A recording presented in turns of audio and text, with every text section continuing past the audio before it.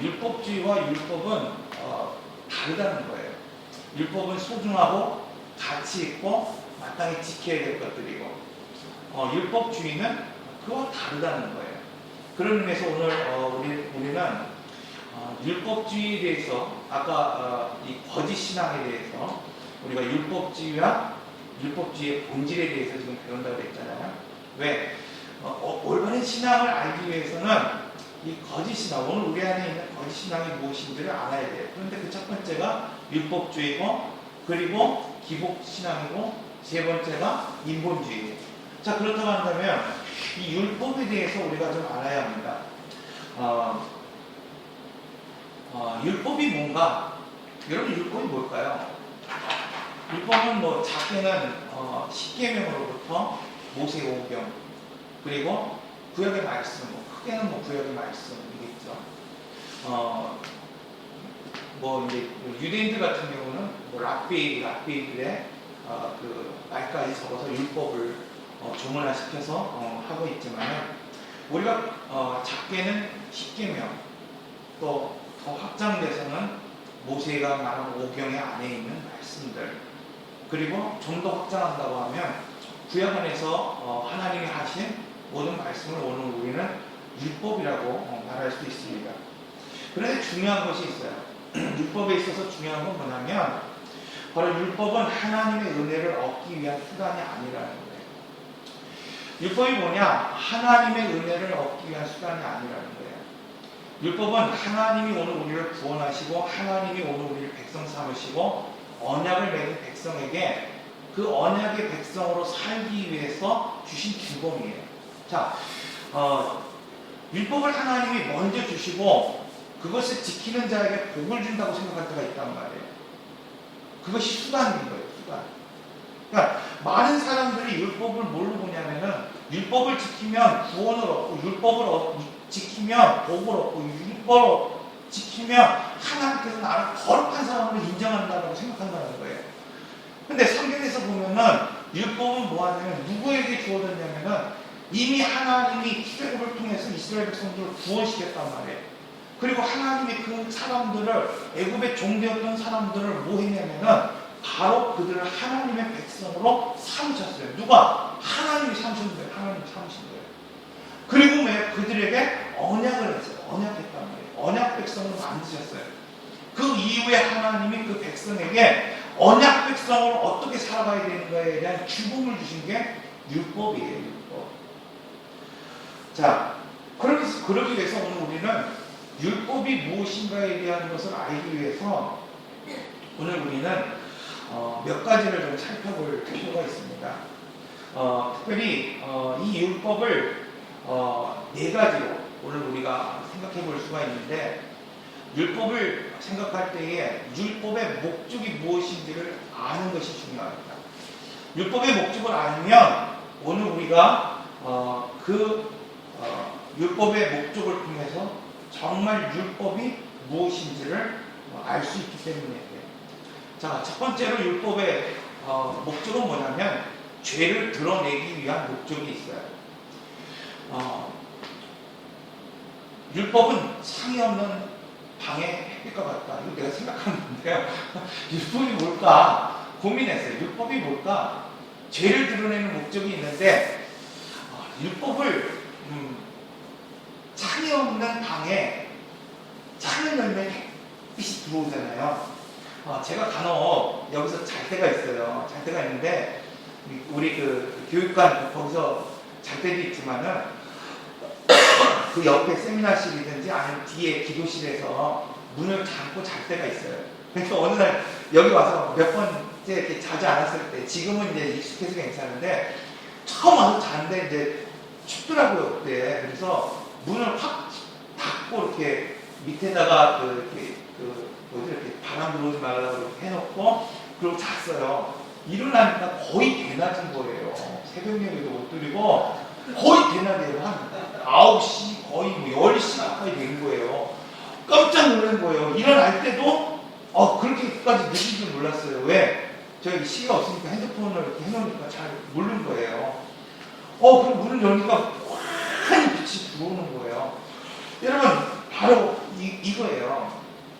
율법의 역할이 바로 이것입니다. 우리가 더러운지 모르고 산단 말이에요. 이 땅에 어두운지 모르고 살아가요. 오늘 우리가 어둠에 거한지 모르고 살아가요. 왜? 지금 시간이 어느 시간인지 모른단 말이에요. 닥쳐진 상황 가운데에는 그것이 낮인지 지금 어떤 시대인지 알지 못해요.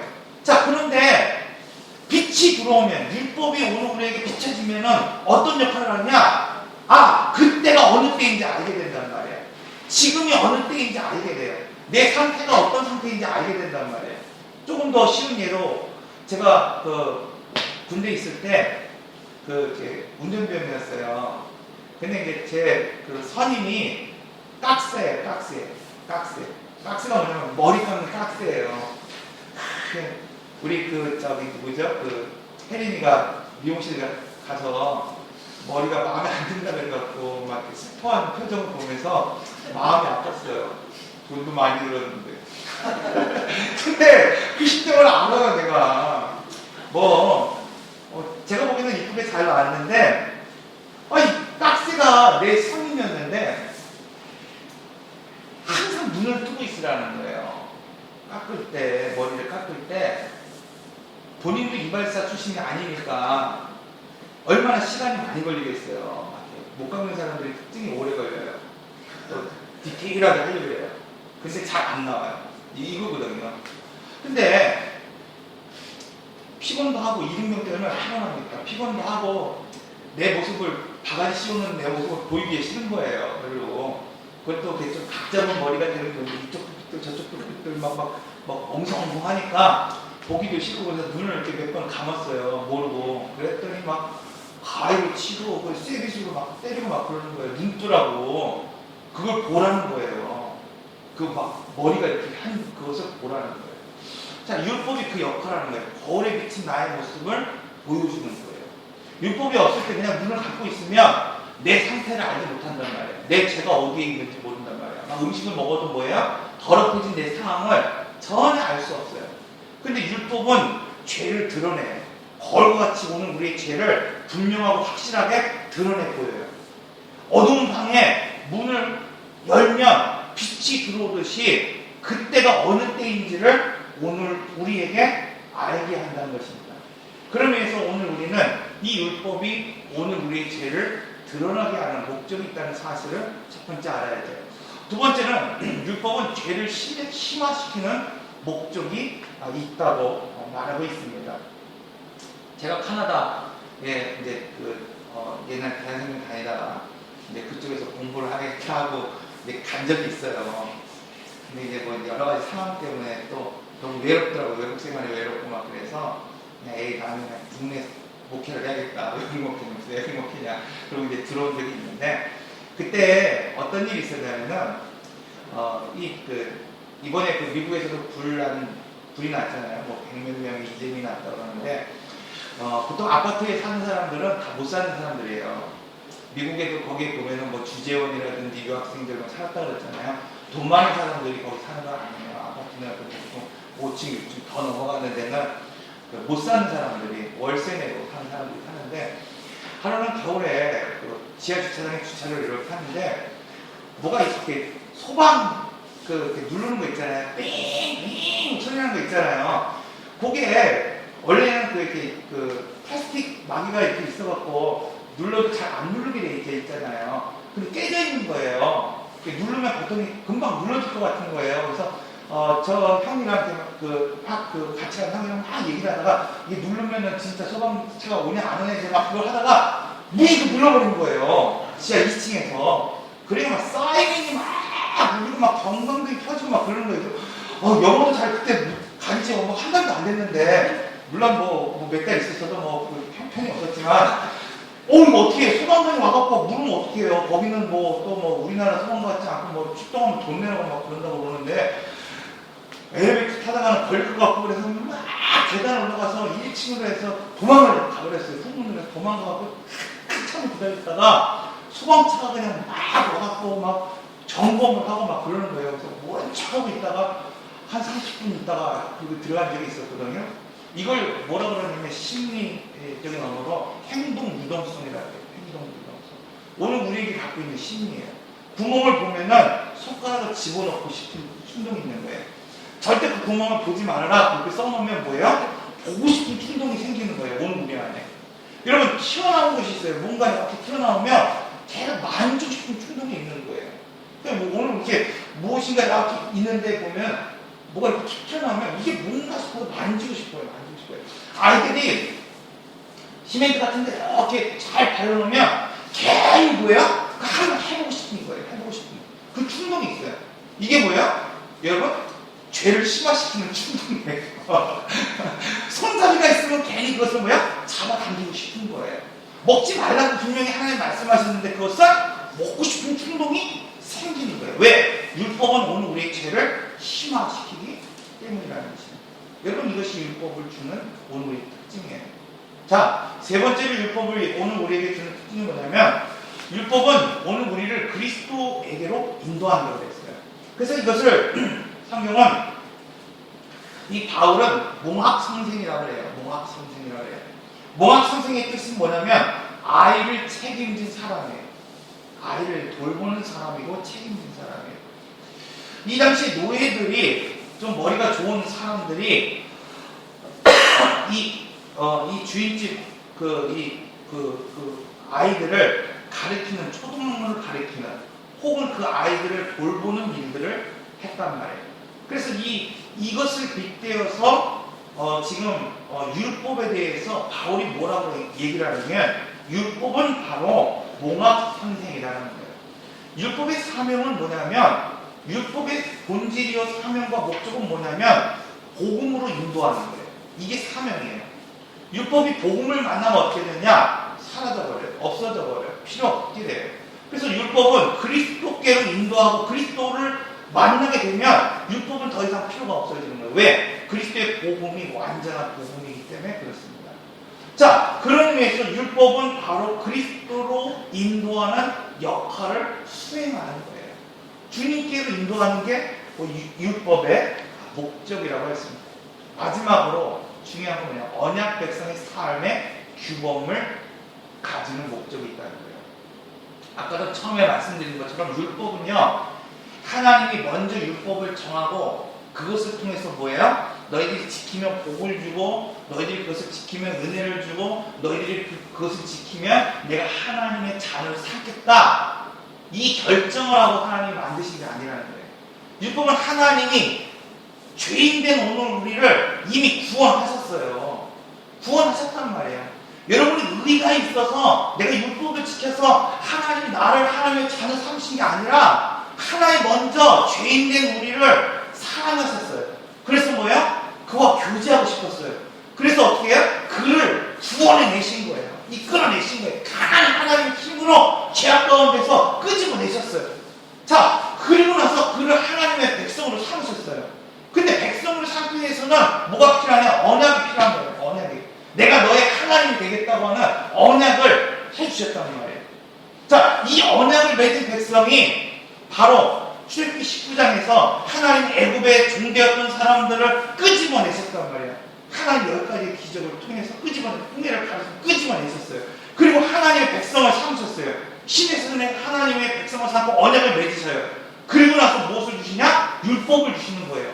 왜? 이제 하나님의 언약의 백성으로서 어떻게 살아가야 되느냐? 그 규범을 허락해 주시는 거예요. 자, 이것이 바로 율법이 오늘 우리에게 있는 목적이라는 겁니다. 자, 그렇다고 한다면은 이제는 율법을 오늘 우리가 이 네 가지 유형으로 배웠단 말이에요. 율법이 오늘 우리에게 주는 그것을 배웠다고 한다면 이제는 율법주의가 무엇인가를 오늘 우리가 알아야 합니다. 자, 율법주의는 뭡니까? 율법주의는 자기 자원으로 사는 삶이에요. 어렵죠? 자기 자원으로 사는 게 뭘까? 많이 가진 게 없는데. 율법주의는 아까도 말했듯이 율법을 하나님의 은혜를 얻기 위한 수단으로 여길 때 율법주의가 됐어요. 율법은 여러분 소중한 겁니까? 소중하지 않은 거예요. 소중해요. 여러분 몽학선생에 대해서 그리스도로 우리를 인도하는데 왜 소중하지 않습니까? 율법은 소중한 거예요.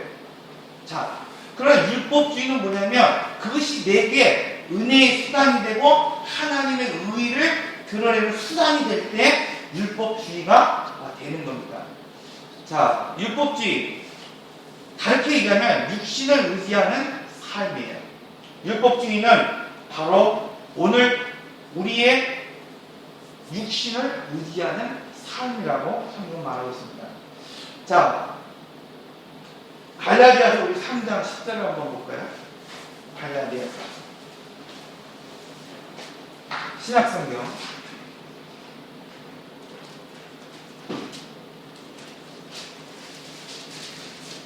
고갈 L이죠. 고갈 갈라디아서 3장 자 10절 말씀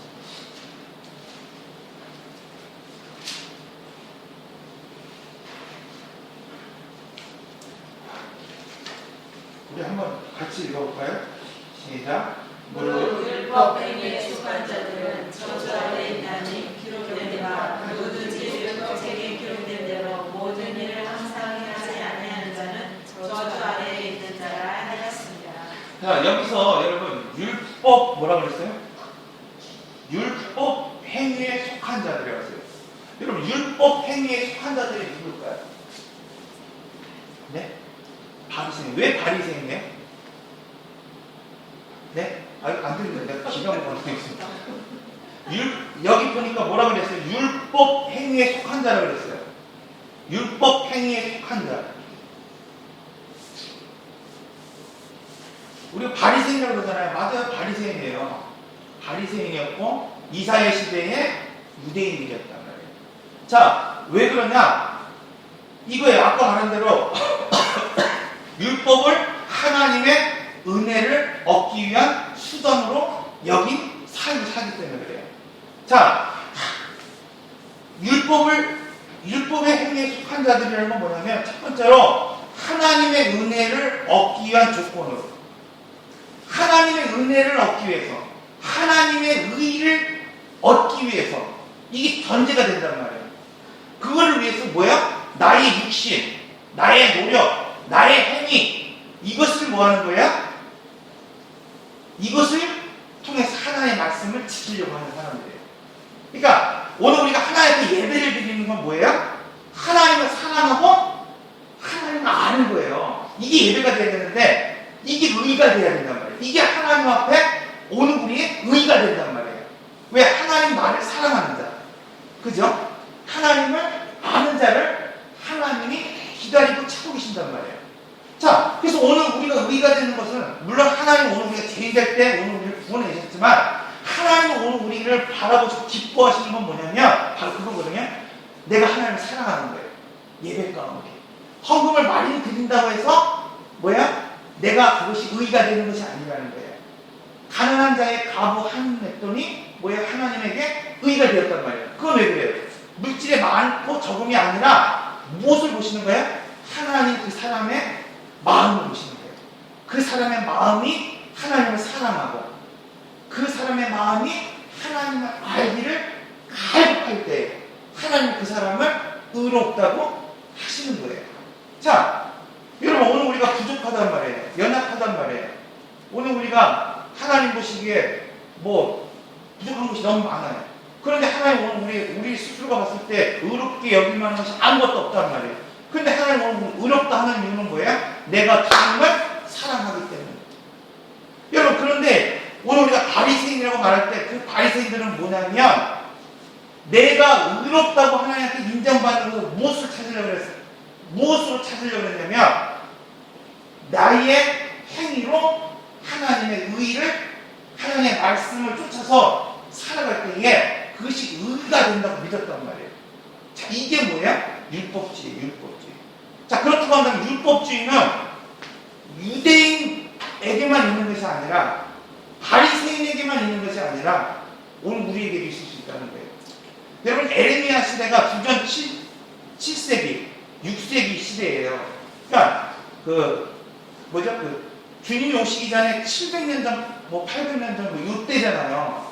그러면 700년, 800년, 이 시대에 하나님 이스라엘을 통해서 내가 너희들의 수많은 재물을 받지 않겠다고 말해요. 말했어요. 너희들이 제사를 드리고 절기를 드리고 대회를 열고 너희들이 수많은 살찐 양의 피를 내게 드릴지라도 내가 그것을 받지 않겠다 그랬어요. 호세아를 통해서 너희는 번제를 드리지만 내가 인애를 원하고 너희들이 제사를 드리지만 내가 하나님 아는 것을 원한다라고 말했어요. 너희들이 그 제사를 드리는 것이 뭐예요? 마당을 받는 것이고 나에게 기쁨이 되지 못한다고 분명히 말했어요. 그런데 마태복음에서 바리새인들에게 말하고 있는 거예요. 야, 너희가 지금 성전에서 드리는 그 모든 것이 뭐예요? 강도의 불의라고 말하고 있는 거예요. 나를 기쁘게 하지 못한다고 말하고 있는 거예요. 여러분 왜 그렇습니까? 바로 이 문제예요. 오늘 우리가 하나님을 안다고 말하고 있는데 오늘 우리가 육신을 의지하는 거예요. 이것을 통해서 뭐예요? 죽게 나가려고 그러는 거예요. 여러분 그래서 여러분 오늘 말씀을 통해서 우리가 알 수 있는 것은 바로 뭐냐면 율법은 육신을 의지한다는 거예요. 에레미야 7장 12절에서 15절의 말씀을 여러분들이 보세요. 보면 뭐라고 되어 있냐면 실로를 심판하의 뜻이 너희를 심판하라고 말하고 있어요. 여러분 실로가 어느 곳이에요?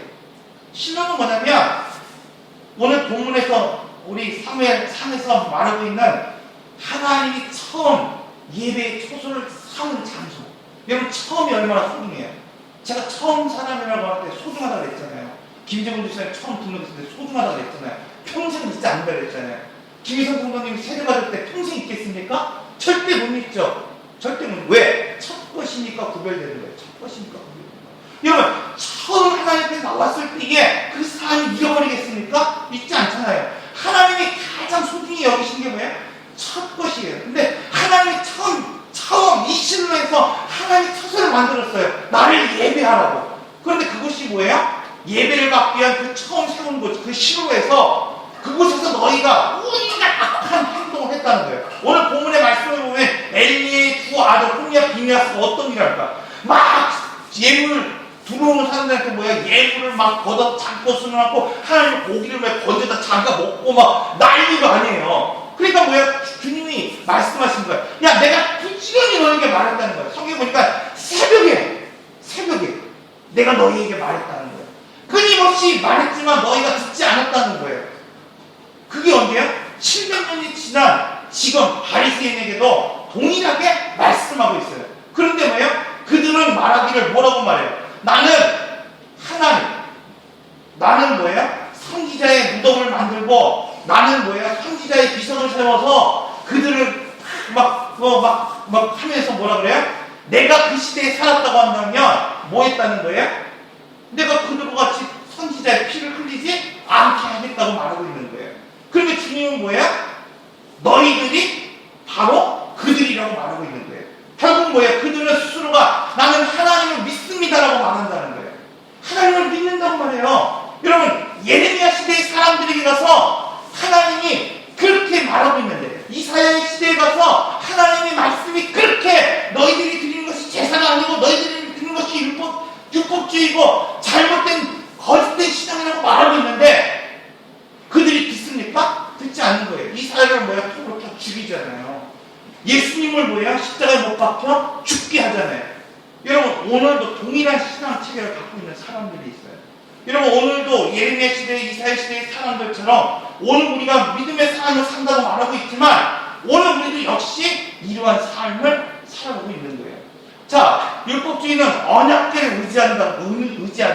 사무엘 4장 1절에서 5절의 말씀을 보면 어떤 내용이 나오냐면 이스라엘 백성들이 블레셋과의 싸움을 치릅니다. 거기서 싸움에서 몇 명이 죽냐면 4,000명이 죽임을 당해요. 여러분 싸움에서 실패할 때에 가장 먼저 하는 일이 뭐예요? 원인을 찾는 거예요. 여러분 여리고 전투를 마치고 아이성의 전투를 한 여호수아가 그 전쟁에서 패했어요. 그러니까 뭐 하는 거예요? 제일 먼저 그 전쟁의 원인을 찾는 거예요. 실패한 원인을 찾는 거예요. 누구의 죄? 아간의 죄를 찾는 거예요. 자, 이스라엘 백성들이 블레셋과의 전쟁을 통해서 싸웠어요. 그런데 4,000명이나 죽었어요. 여러분 엄청난 숫자예요. 4,000명 죽었어요. 그 시대에 4,000명 죽었어요. 여러분 그 많은 제사장과 많은 사람들이 무슨 결론을 내리냐면은 바로 언약궤가 없었기 때문에 그 싸움에서 졌다라고 말하고 있는 거예요. 여러분 원인을 잘 파악해야 돼요. 신앙생활에 있어서 오늘 우리가 패배한 것 같고 무너진 것, 싸움에 문제가 있는 것 같을 때에 가장 중요한 건 뭐냐면 오늘 우리의 삶의 문제가 무엇인지를 파악해내고 그것을 바라볼 수 있는 분별력이 있는 것이 중요한 거예요. 그런데 그것을 제대로 하지 못했어요. 원인이 어디에 있다고 생각하냐면 언약궤에 있다고 생각하는 거예요. 전쟁은 마땅히 뭐야? 하나님의 언약궤가 있을 때에 승리가 있다라고 여겼다는 거예요. 왜? 이 시대는 아직 뭐예요? 사사의 시대예요. 사사의 마지막 시대란 말이에요. 그러니까 이 사사의 시대 때에 기억되는 것이 뭐예요? 여호수아의 시대를 기억하고 있어요. 여호수아 시대는 단 한 번, 아이성의 전투 외에는 단 한 번도 실패하지 않은 전쟁을 치렀어요. 이들의 생각이 그것이 하나님이 그들과 함께 했기 때문이라고 여기는 것이 아니라 무엇 때문이라고 여기냐면 언약궤 때문이라고 여기는 거예요. 언약궤가 있으니까 뭐가 달라져요? 요단강이 달라집니다. 언약궤가 있으니까 수많은 아말렉과의 전쟁과 가나안 땅의 전쟁 가운데서 승리를 했다고 여기는 거예요. 그게 언약궤의 중심에 있으니까. 그렇기 때문에 그 원인 때문에 홈리와 비니아스가 그 전쟁에 참여하게 됩니다. 언약궤를 메고. 결국 어떻게 됩니까? 6절, 10절에서 11절의 말씀을 보니까 블레셋 사람들이 쳤더니 이스라엘이 패하여 각기 장막으로 도망하였고 사륙이 힘이 커서 이스라엘 보병에 엎드려진 자가 이제는 뭐예요? 4천이 아니라 3만 명이 되었다는 거예요. 하나님의 괴는 빼앗겼고 엘리의 두 아들 홈리와 비니아스는 죽임을 당하였다.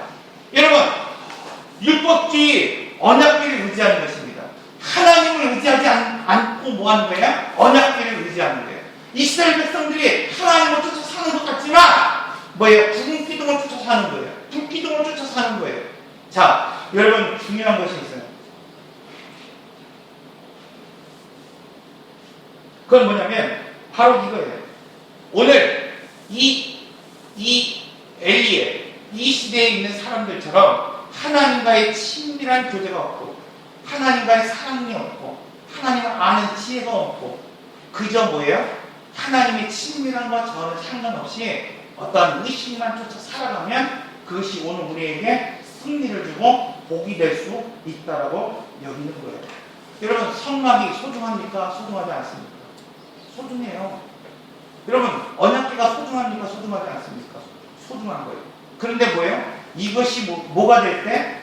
이것이 오늘 우리를 의지하게 될 때, 이것을 오늘 우리가 신뢰하게 될 때, 하나님이 아닌 언약궤를 신뢰하고 하나님이 아닌 성전을 신뢰하게 될 때 이것이 뭐가 되느냐? 율법주의가 되는 거예요. 율법주의. 여러분, 거룩한 곳이 어디예요? 성전이 거룩한 곳입니까? 여러분, 아니에요. 영국을 가보면 성전이 뭐가 됐다는 거예요? 술집이 됐다는 거예요. 그럼 그 거룩한 곳입니까? 아니요, 거룩한 곳이 아니에요. 미국의 큰 교회가 뭐가 되는 거예요? 이단이 사는 거예요. 요즘 우리나라 큰 대형 교회들이 부도가 나갖고 건물을 팔 때 누가 삽니까? 하나님의 교회. 돈 많은 이단들이 삽니다. 여러분, 거룩한 성전이 이단의 성지가 되어버리는 거예요. 여러분, 그 거룩한 것입니까? 거룩하지 않을 수 있단 말이에요. 성전은 결코 거룩한 것이 아니에요. 그 안에 하나님의 임재가 있을 때 거룩한 거예요. 여러분, 오늘 우리 삶이 거룩한 삶입니까? 아니면 거룩하지 않은 삶입니까? 그건 단 하나예요. 하나님의 임재가 내 삶 가운데 있느냐 없느냐의 문제예요. 여러분, 오늘 우리 가정에 하나님의 거룩한 가정이 됩니까? 아닙니까? 그건 단 하나예요.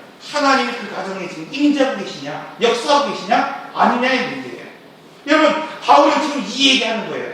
율법을 쫓아 사는 사람들, 율법을 행하는 그 사람들이 어떤 사람들이냐? 바로 이런 삶을 사는 사람들이라는 거예요. 건물 안에 있는 것 같고 하나님을 쫓는 것 같지만 무엇을 쫓아요? 구름을 쫓고 불을 쫓는 사람들이에요. 성전에 있는 것 같지만 하나님은 그 안에 없는 삶을 살아가는 거예요.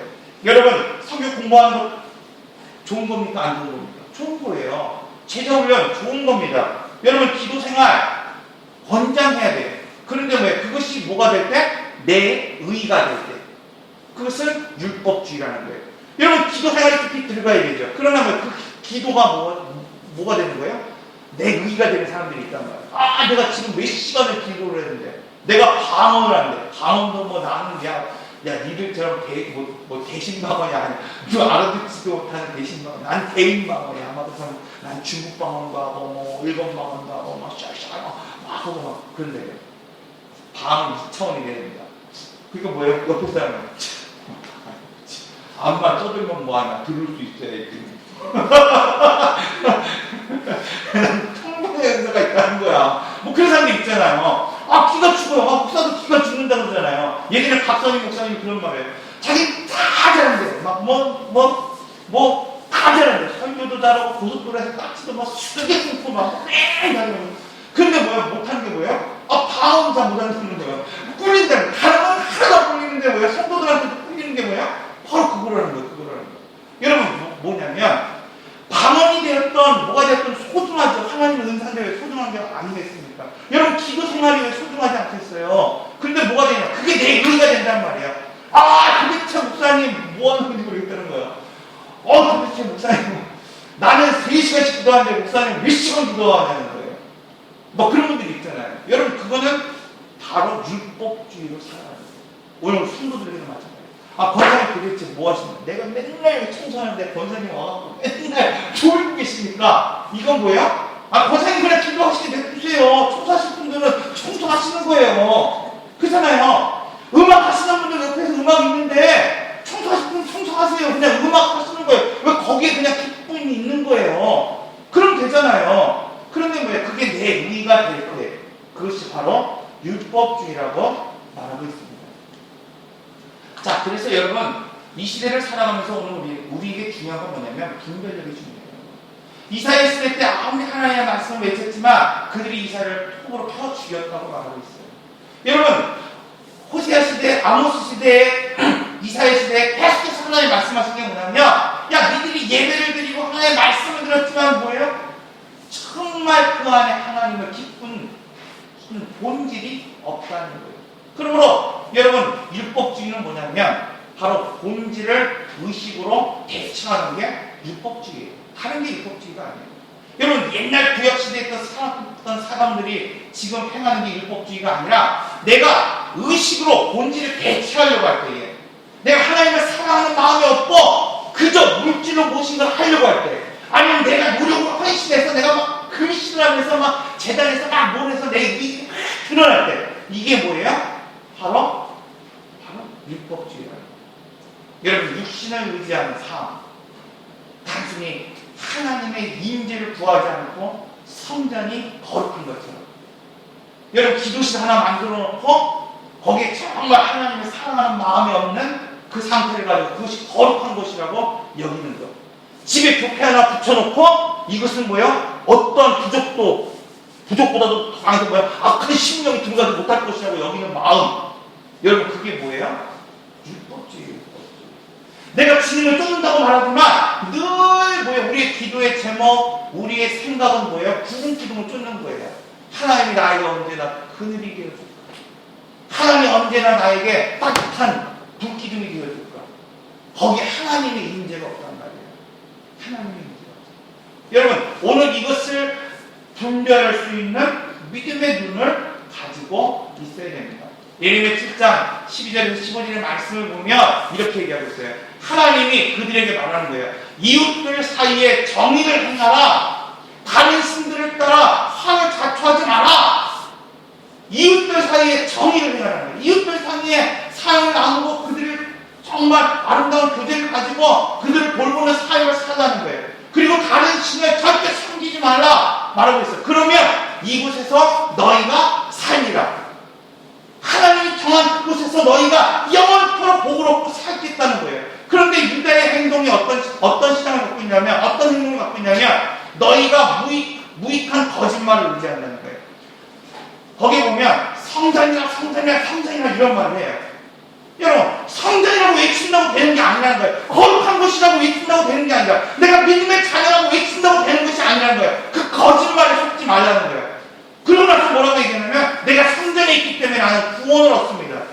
내가 믿음의 사람이라고 말하기 때문에 나는 구원을 얻습니다. 지금 이렇게 얘기하는 거예요.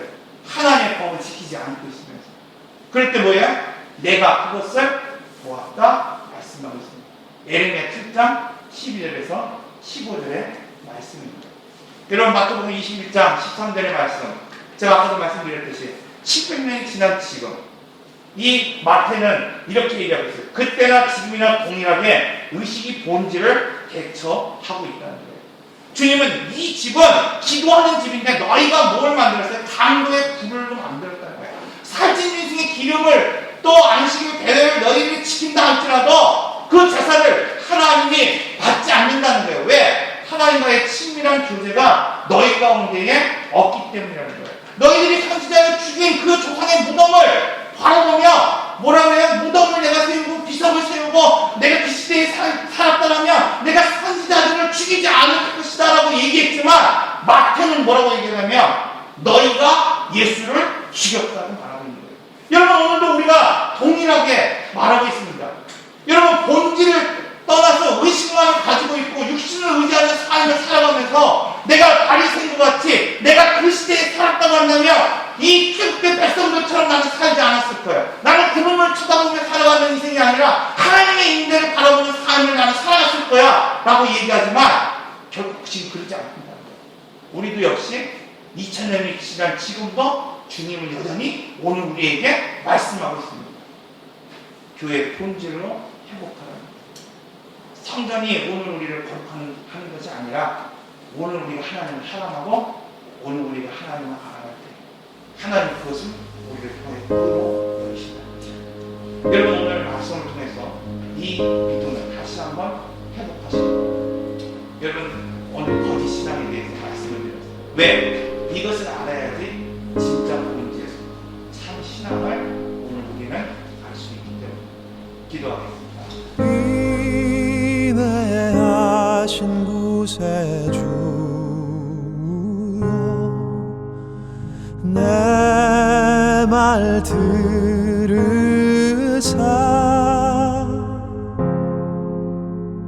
죄인 오라 하실 때에 날 부르소서.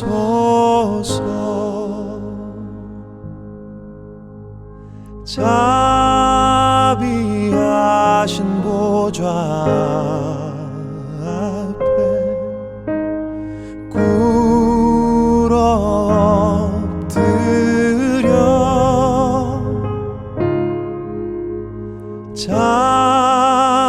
자복하고 회개하니 믿음 주소서.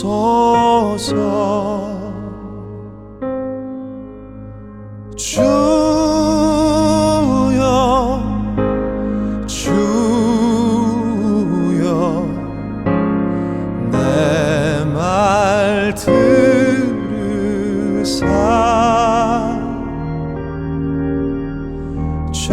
죄인 오라 하실 때에 날 부르소서.